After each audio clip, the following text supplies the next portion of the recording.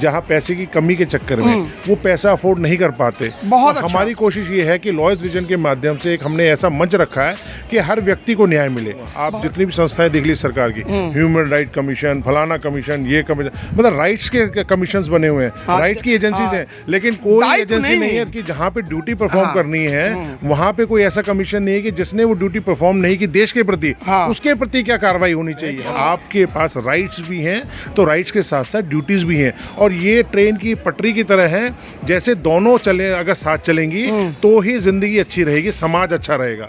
भारत देश की न्याय प्रक्रिया को कितनी पेचीदगियों से भरा देखता है यह देश।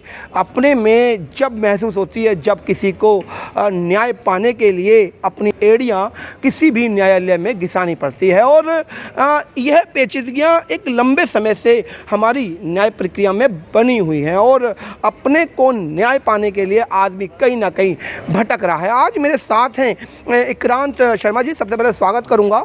और इक्रांत शर्मा लॉ एसोसिएट और लॉयर्स विज़न करके अपनी संस्था चलाते हैं, और लगातार मैं इनको देखता हूं कि जो देश के प्रति समर्पण, एक सेवा का भाव रखते हैं।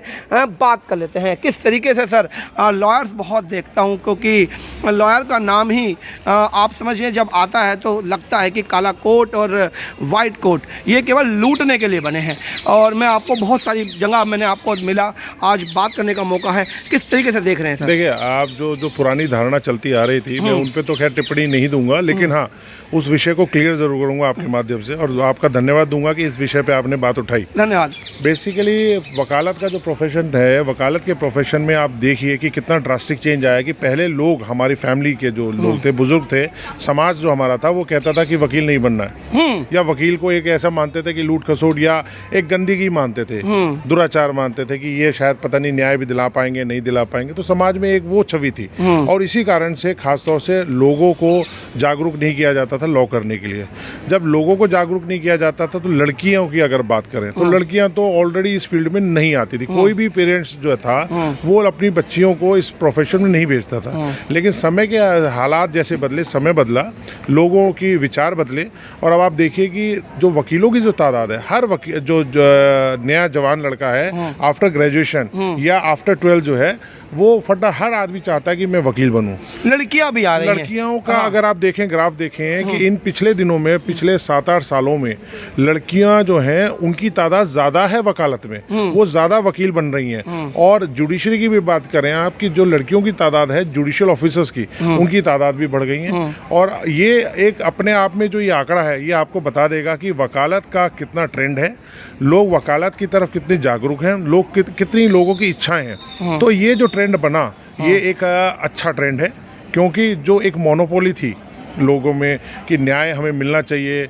और सरकार भी चाहती है न्याय मिलना चाहिए, लेकिन न्याय मिलने के लिए, न्याय पाने के लिए लोगों को पैसा खर्च करना पड़ता था। डिपेंडेंसी, जैसे डिमांड और सप्लाई की रेशो की बात करते हैं, अब तादाद इतनी ज़्यादा है, हर दूसरे घर में एक वकील है। तो वो वहाँ से क्या है कि लोगों के पास एक ईजी अप्रोच हो गया, कंफर्टेबल जोन बन गया लोगों का, और न्याय प्रक्रिया में नए वकीलों का आना एक तरह से ये बहुत अच्छा संकेत है न्याय दिलाने के लिए।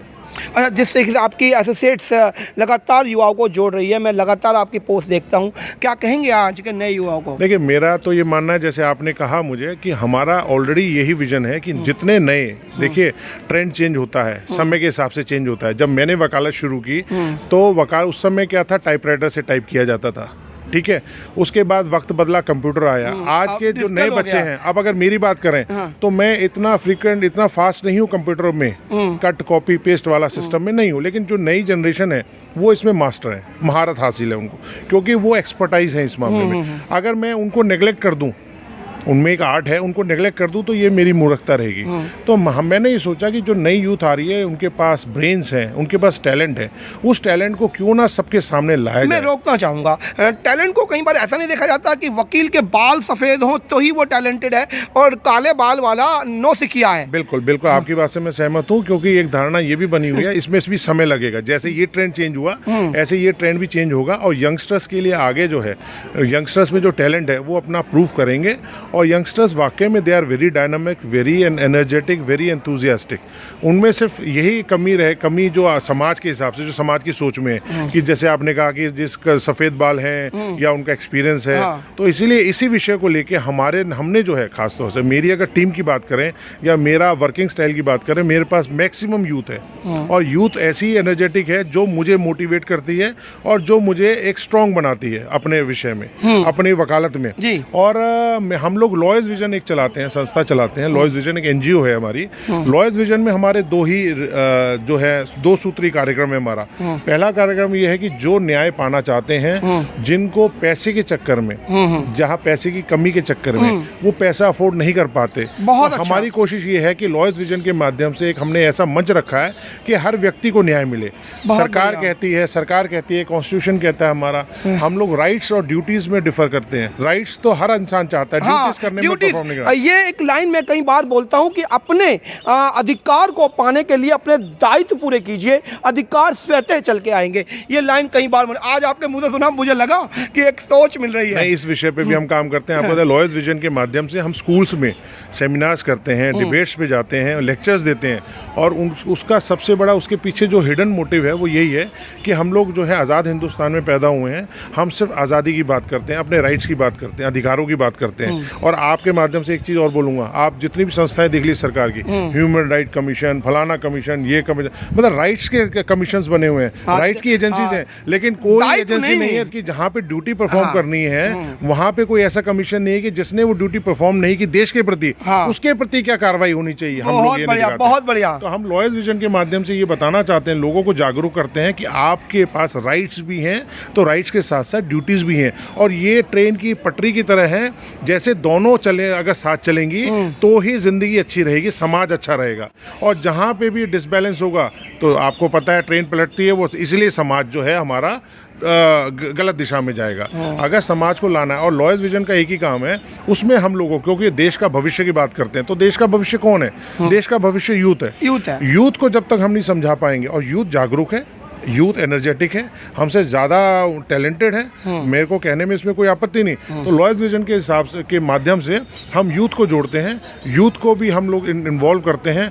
और हमारी जितनी भी लॉ फर्म्स हैं, हमारी इकरान शर्मा एसोसिएट्स हमारी लॉ फर्म है, उस लॉ फर्म की अगर आप बात करें तो हमारे पास मैक्सिमम यूथ है। दिल्ली यूनिवर्सिटी से, लॉ फैकल्टी से हमारे जो जितने भी स्टूडेंट्स हैं, जहाँ से भी हमारे पास इंटर्नशिप्स करने आते हैं, हमारे यहाँ वकील हैं जो नए हैं, वो इतना डेडिकेटेड है, इतने लॉयल हैं हम लोगों के लिए, जो हम लोग, और ये जो हमारा लॉयर्स विजन का कंसेप्ट है वो भी हमें इस कॉज में सपोर्ट करते हैं।